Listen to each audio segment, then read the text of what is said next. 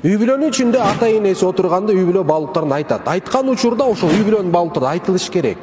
Бала тамак жеп атканда, ата энесинин ошол сөздөрдү угуп жатканда эмне кылат? Ага сиңет. Ошонун натыйжасында тарбияланат. Эртең жар тандоо убактысына келгенде ошол баалуулуктардын негизинде, калыптанган түшүнүктөр негизинде издей баштайт. Азыркы учурда тилекке каршы үй бүлөлүк баалуулуктарды калыптандырган фактор эмне дегенде, бир гана баягы эле такалганыбыз соцсетилер. Ошол жерден эми кечиресиңер, азыр биздин өспүрүмдөрүбүз ошол TikToктон үй бүлөлүк баалуулук жаттан кайсы жерде үйрөнө алат? Сплошной разврат. Жар тандагандаган ошол сиңип калган ошол образына жараша издей баштайт.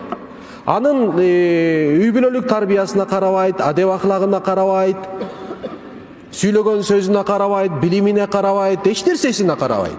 Карай турган бир нерсеси болот, сулуулугу, келишкендиги болду. Үйлөнөт.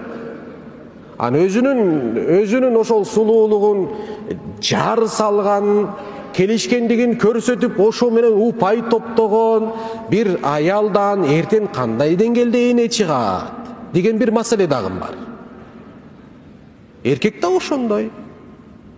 Эки тараптын талабы канчалык деңгээлде шариаттын негизинде болсо, эки тарап ошого жараша эмне кылат?